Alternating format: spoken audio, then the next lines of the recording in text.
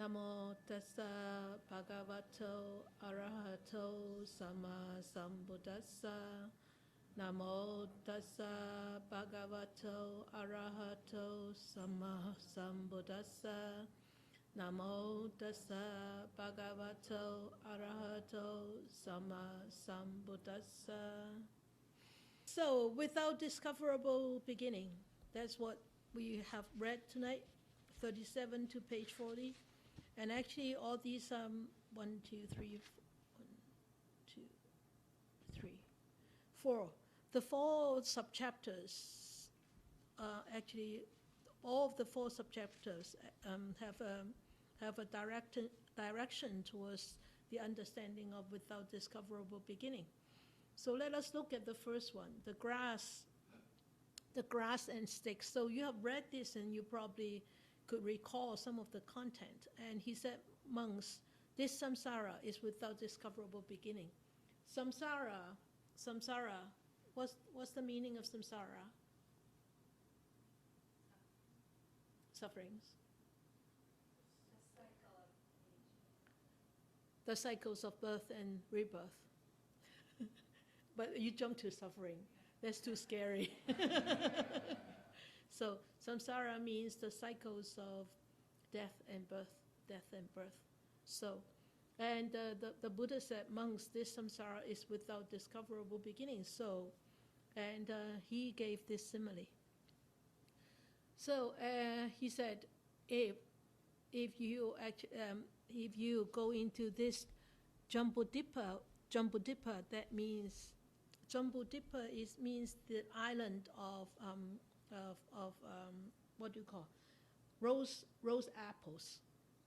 Rose apples. That's what India was called in the old days. Rose apple. Have you seen rose apple? You haven't. Oh, next time if we are offered rose apple, I'll let you know. Lin moa. Rose apple is lin moa. It's like this, but not that big, like a bell. And it's crunchy. It's a fruit. It's very watery. It's very sweet. And it's got 2 colors. One color is the red, one is green. But mostly you will see the red color. It doesn't grow here. It grows in the tropical. And in the old days, India is called Jambudvipa, the island of rose apples. I don't know whether India still have rose apples. You've never seen it? Oh, okay. Okay. So next time if I find one, I'll let you know. Take a picture and show you. So, and he said, in the Jambudvipa, in this place, you go into the forest and bunch up those sticks and branches and leaves. You bunch them up and you say, okay, this bunch is my mother. And this bunch is my mother's mother. And this bunch is my mother's mother. And this bunch is my mother's mother's mother. So you continue to use up all those bunches that you can actually find in the forest, and you will never come to an end.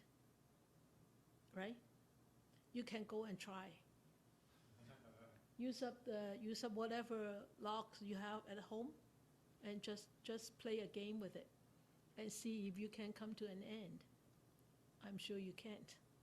So he said, the sequence of that man's mothers and grandmothers would not come to an end. The grass sticks, branches, and foliage in this Jambudvipa would be used up and exhausted. And for what reason? Why? He said, why? Because monks, this samsara is without discoverable beginning. You cannot find a beginning to this cyclic rebirth and death. You cannot find a beginning. And a first point, actually, you cannot reach to find the first point. And you cannot, why can't we find the first point? Why can't we find the first point? There is someone, yeah. And is it necessary to find the first point? Why not?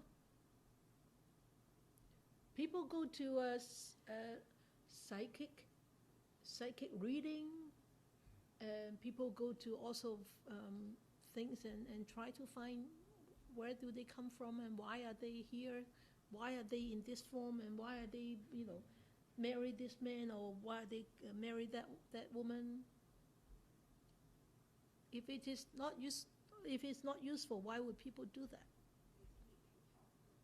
They think that they get. Yeah, right. So, but is it going to resolve the problem? Do you think? It's just all intellectual. No, people read your palms, and then the psychic people say, "Oh, Rupert, you probably have a girlfriend," and blah blah blah. Why are you still single and all that? And wouldn't you be happy to know that? That is not intellectual. No, That's not intellectual. People can really read your past. But is it necessary? Is it useful? Why not? Is it useful to... sorry. It's not going to change anything in the future going forward. Sue? Well, I think it could be useful if it helped you to understand that there was more than one, that about samsara. If you had if that came to you in time. If that came to you in time, of course. Naturally. Then that could be useful. Naturally. You have the experience, and and definitely sometimes when you know the past, some of the past, really some things could be resolved. Sometimes, some things could be resolved. Some emotions, some misunderstanding, or some guilt, or whatever could be resolved. But is it going to help your future, though?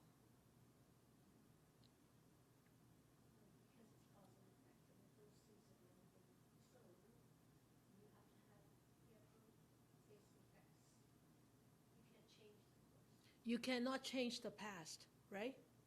But you can change your future by changing your present. Yeah, the way you are right here. So that's why the Buddha said, finding a beginning is really not necessary. And it's not going to help you for your future. It may be able to help you to resolve some things right now, and you say, oh, if I have resolved this right now, then I will be able to move on, right? But if you constantly depend on the past to find a resolution, then you are really going into the unknown all the time, and you will be like running endlessly, looking for those answers, right? And rather than that, why don't we use our time wisely right here, and to deal with whatever that we have right now, and hopefully we plant wholesome and better seeds for the future right from here, right? So that's why the Buddha said the first point is not being discerned, and it's not necessary really to look for it. So that is the first one he talked about. And then the second one, this one is talking about mother. And the second one, the balls of clay, talk about the father. So the Buddha is being very fair. Okay, talking about the woman and then talk about the man. So you know who is jujube? You know what is jujube? It's dates. Dates. And he said, if the man could reduce this great earth to balls of clay the size of jujube kernels, like dates kernels, or big dates, like what we have in China, big dates, and put them down, oh, this is my father, this is my grandfather, this is my grandfather. Even though you exhaust the whole earth, then you will still not be able to find a discoverable beginning. So that's the same as the last one. And he said, we should become disenchanted with all formations, become dispassionate toward them, enough to be liberated from them. That is on page 38, the first paragraph. He said, for such a long time, monks, you have experienced suffering, anguish, and disaster, and swelled the cemetery. That means we died, we've been buried, people died, buried, so that's why there's not enough land to bury people anymore. So that modernization, so ash urn, right? So even ash urn are not enough space for ash urns, so they make garden. So you spread your ashes. Okay, bone meal, go back to the earth, right? It said, it is enough to become disenchanted. Because of this, without discoverable beginning, we constantly being reborn and die, being reborn and die. And every life, he said, every life, we become somebody, and then that somebody suffers, right? And we wanted to be liberated from the suffering. But yet, we constantly dive back into those old habits, constantly create those new karma again, before the old karma being exhausted. We constantly multiply. So on top of the old karma, we have new karma. So constantly, we constantly run in these cycles. And he said, you should be disenchanted. But we are so ignorant, we are so naive, we are so dumb that we, at this life right now, is so nice. You know, I have such a beautiful life. I make enough money, I've got a big house, I've got a beautiful garden, and I've got a good job, and my life is not too bad. I mean, your life is not too bad, right? Really, right? Not too bad, right? How are we going to become disenchanted? Right? That's the problem, isn't it? Not really? Okay. Not really. You're very enchanted. You're disenchanted? Good. Yeah, good. So we should become disenchanted. It doesn't mean that we become pessimistic, though. It doesn't mean that we don't have any hope. It doesn't mean that I don't enjoy life. We can still enjoy life, but we don't start to what? Huh? Attach and holding on and craving for more. Okay, so that's very important. So that's the second chapter. Then he talks about the mountain. So this mountain, he said, okay, a certain monk approached him and asked him, so set aside and asked him, sir, how long is an eon? Or aeons. Some people pronounce this as aeon. I'm used to eon. So whatever, aeon or eon. So, and the Buddha said, an aeon is long, monk. It is not easy to count it and say it so many years, so many hundred years, so many thousands of years. So the monk said, can you give us a simile, a metaphor? So he gave a metaphor. So you should all know this metaphor now. You have read this chapter how many times? 2 times at least, or 3 times. So what is the metaphor? Okay. How many? How long? Okay. And how big is this mountain? What does the word mean? Yoyana. Yeah. Yoyana. Miles. Miles, okay. Yoyana. Miles. So he said, a great stone mountain, 7 miles long, 7 miles wide, 7 miles high, Do we have a mountain like that? The Rockies, maybe? 7 miles is about like 10 kilometers, 11 kilometers? 11 kilometers of mountains. Okay? So you can imagine how long that is, but you need to count it high too. 11 kilometers high and 11 kilometers deep. And every 100 years, you use a really fine cloth. Just wipe it down once. Once. Every 100 years, you can only do that once, every 100 years. And he said, every 100 years, fine cloth to stroke it once and be worn away. This mountain is eventually will be worn away because you have such patience, right, to stroke it every 100 years. And we still have not come to an end of an eon. And there is another simile of how long is an eon is a box of 7 miles wide, deep, and high, same 7 miles. You fill it in with all sesame seeds. And every 100 years, you take one out and put it into the next box, which is the same size. Until you exhaust all the sesames from one box to there. That's even shorter than an eon. We have been running around crazy. Eons of life. And he said, we have wandered through so many eons, so many hundreds of eons, so many thousands of eons, and so many hundreds of thousands of eons. And why? How come we wandered for so long? Because, he said, right in here,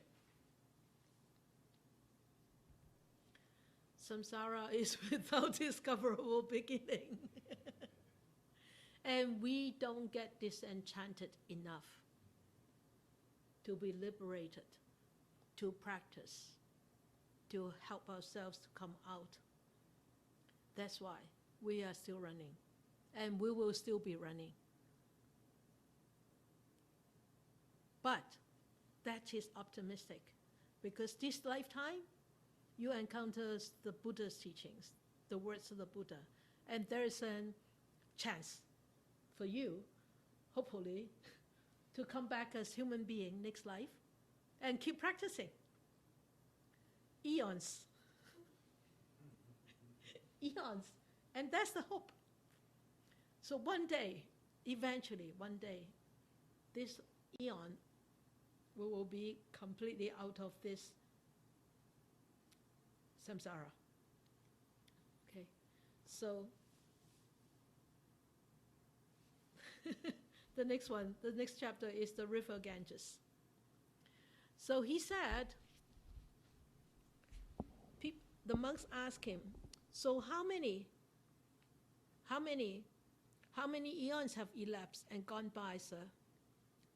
And this Brahmin, the one of the higher caste in the old days of India, and he said, Brahmin, many eons have elapsed already, gone by. It is not easy to count them and say they are so many eons or hundreds of eons or thousands. So, but the Brahmin said, sir, can you give us a simile? So you know that from the Lotus Sutra, you already know the Buddha really loves to use a simile and metaphors and tell stories. Remember the Dhammapada, there are 423 verses in Dhammapada, and there are 423 stories in Dhammapada. So he said, sure, I'll give you a simile. And he said, the grains of sand between the origin of the Ganges River until it enters the ocean. So many grains of sand. Can you count them? Yeah, of course, we can. Like stroking the mountain, right? We can. We just count one grain 2 grains, 3 grains. So we count. So how easy is it to count those cents? Not easy, but it's possible. Not easy, but it's possible. But he said, so many grains, so many hundreds, so many thousands, but the eons that have elapsed and gone by are even more numerous than those grains in between the origin and the end of the Ganges River. And I tell you, Ganges River is bigger than our Fraser River. And can you imagine how many more grains of sand over there than we have right here? So this, what he meant by this, is there anything? Yeah. The samsara, he said, is without discoverable beginning. And our life is finite. Our life is very limited, right? So many years, 6 years, 80, 100, 102, 120. So that has a limitation to it. But this samsara is so infinite. It's so infinite. You really cannot count them. So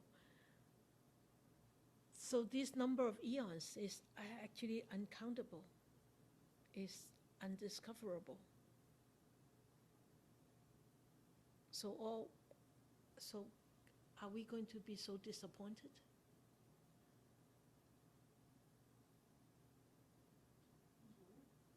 Good. You're very optimistic, Nora. Because it's already gone. So what is here now is more. What about the eons in the future? Well, that's why we need to do what we're doing now. Good. Good. Yeah. It's true. It's true. That's what we need to rest our mind on. That is necessary. What we are doing now is necessary for the future eons. Otherwise, there's really no hope to come out from the samsara, right? Right? I'm just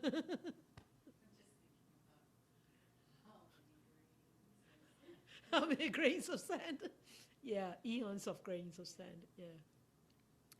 So at the end of this chapter, he actually gave another simile. He said, Mangsi samsara is without discoverable beginning.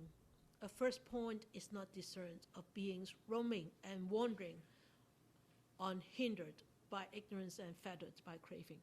So he actually told us the whole reason why we are wandering in samsara.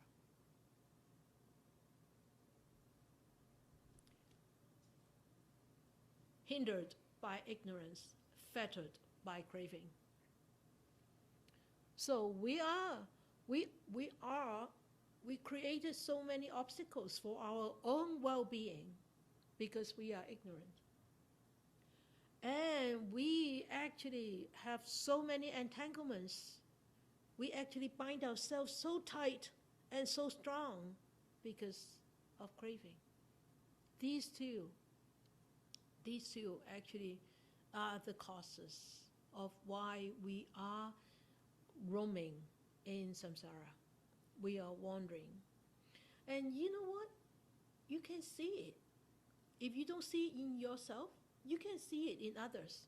We always see others so clearly. And we don't see ourselves. And you look at others.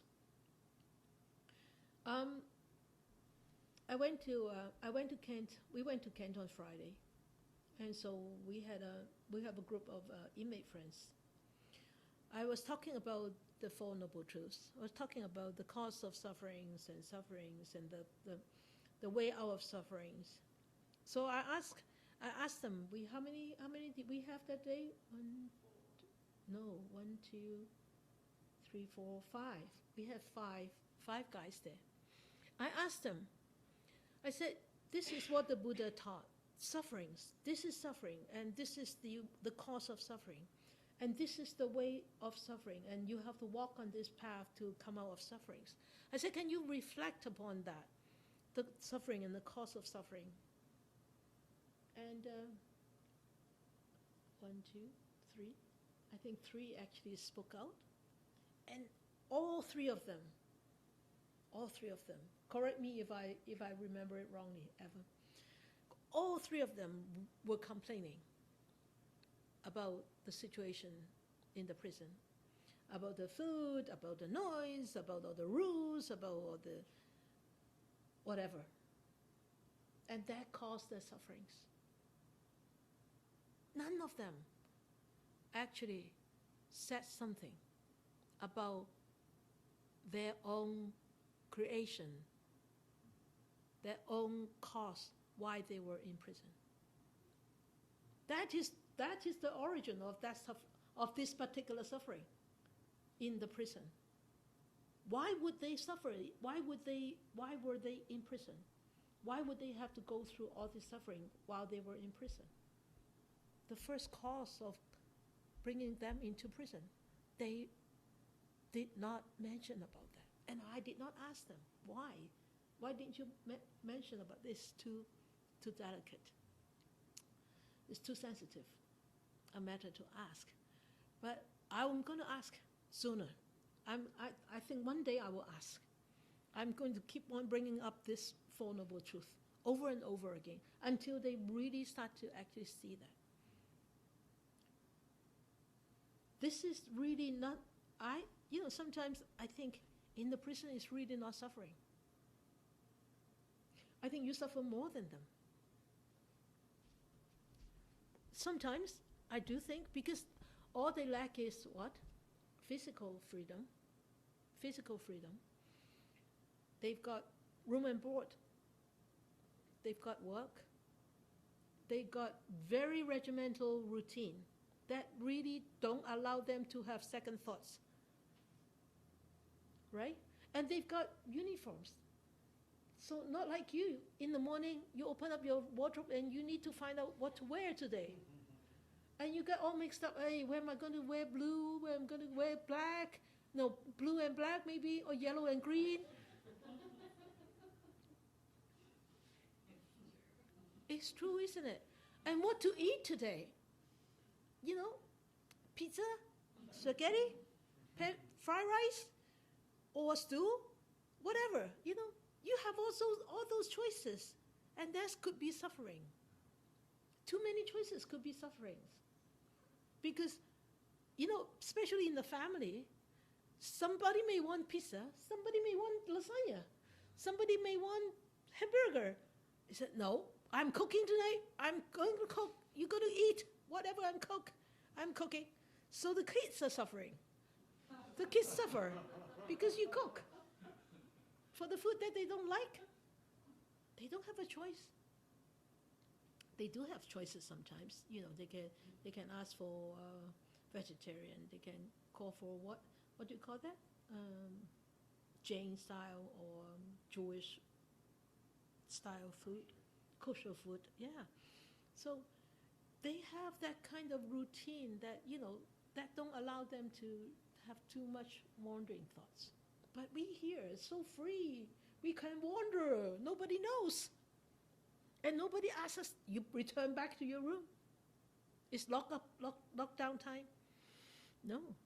That's why I always encourage them. They said, use your prison cell to make it to become a meditation cell.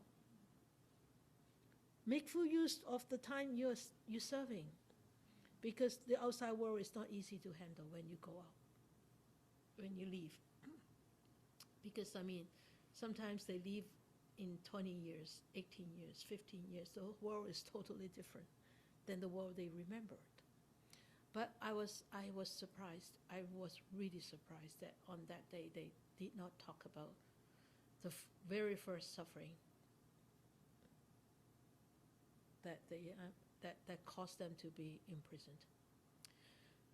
So that is hindered by ignorance.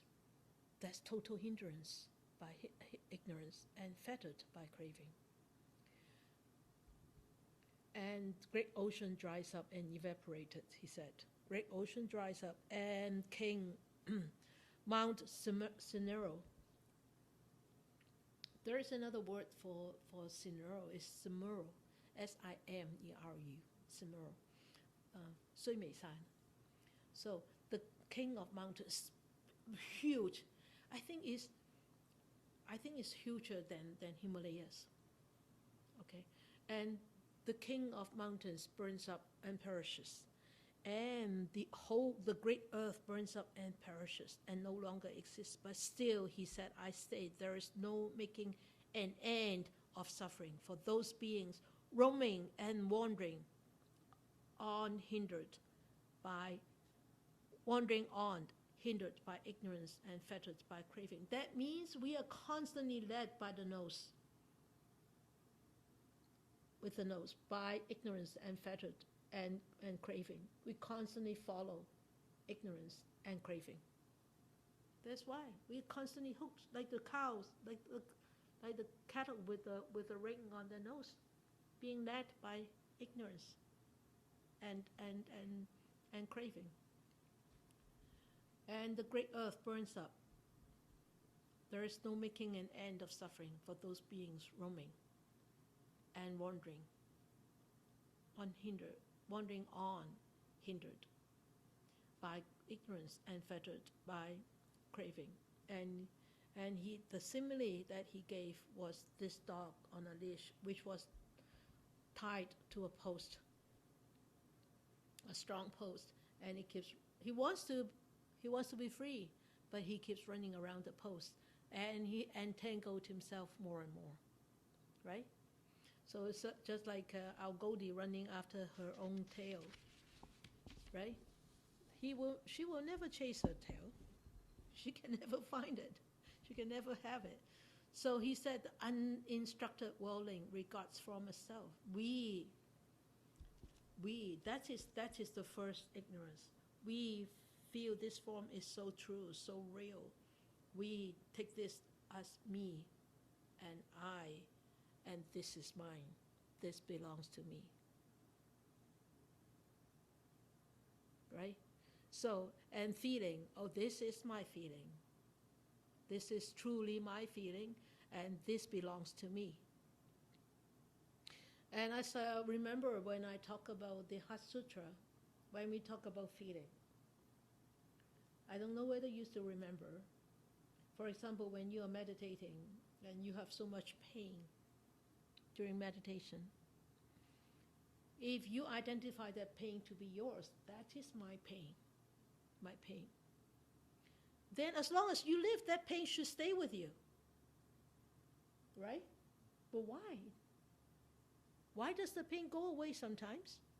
Why does the pain come back and then go, come back and then go, come back and go? It should be there as long as you breathe. So that pain doesn't belong to you.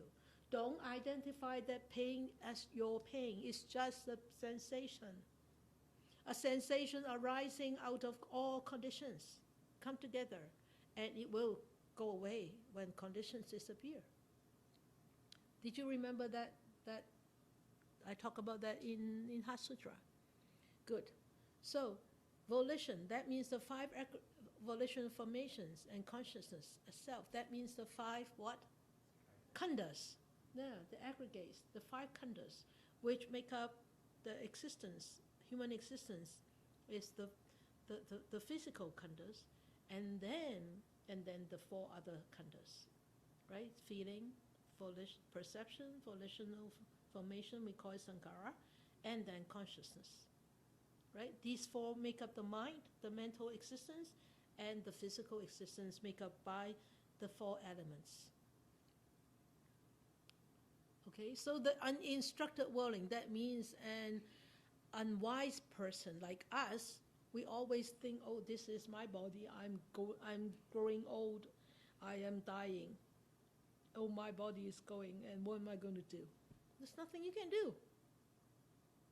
Really. Well, you can do anything to your hair. You can do anything to your wrinkles, but that doesn't last long. It still will go, right? So we better become more wiser and wiser, as days go by, as our clock ticks on, and don't forget about that.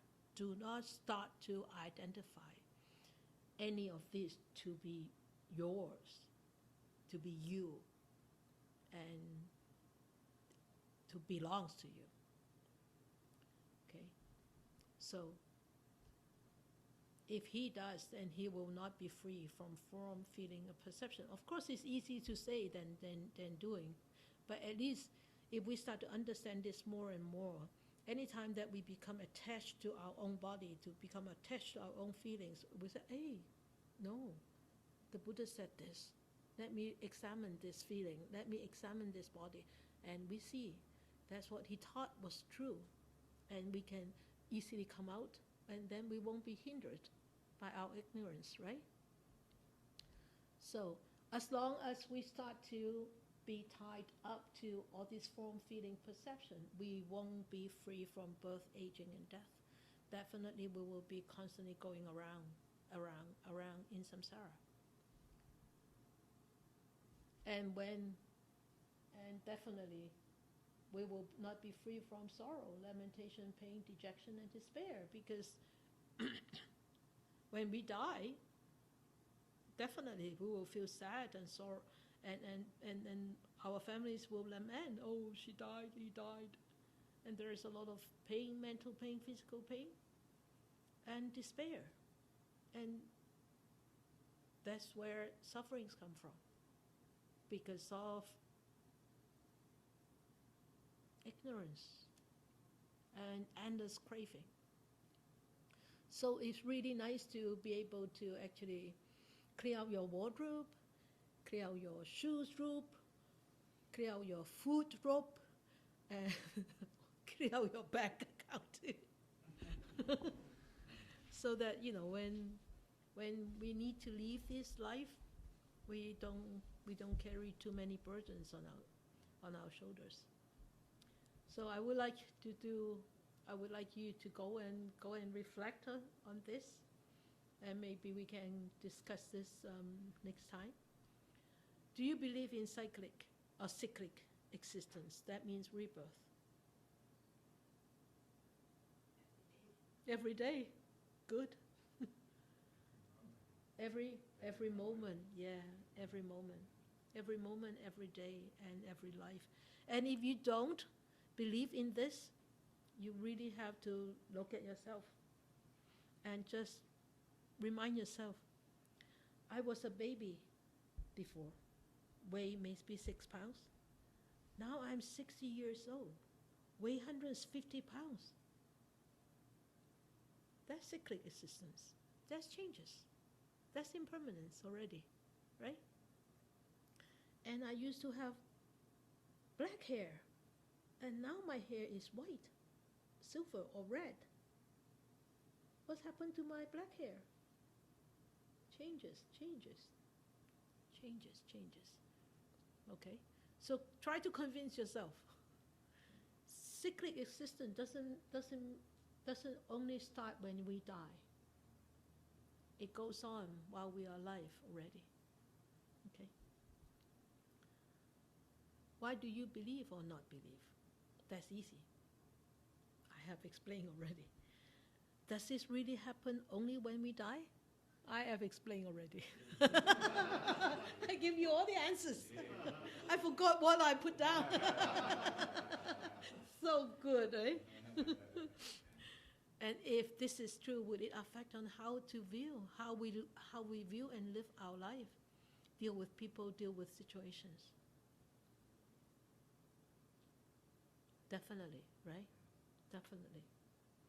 We should treasure more, cherish, treasure, grateful, appreciate.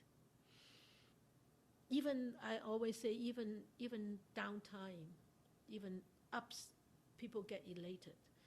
Down, people get depressed. Even the downtime is actually a great lesson for us to be trained to become more resilient, more positive.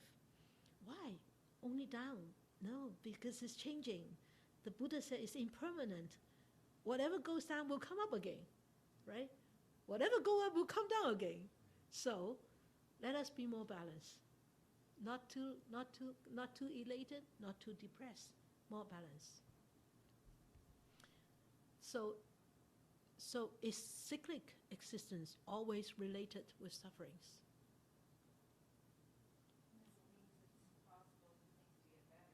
Yeah, yeah, yeah. Because it changes, right? And do you want to be free from rebirth? Yeah, of course. Of course, we want to be free from rebirth. So if you want to be free from rebirth, please practice harder. Practice harder, okay? Let us dedicate our merits. May these blessings extend to all, that we with all the other living beings together will attain the Buddha way. May this good thought arise on our mind. May more and more people will encounter the words of the Buddha, study them, practice them, and help themselves to liberate from their own entanglements, ignorance, and craving, and be truly, ultimately free and happy and peaceful.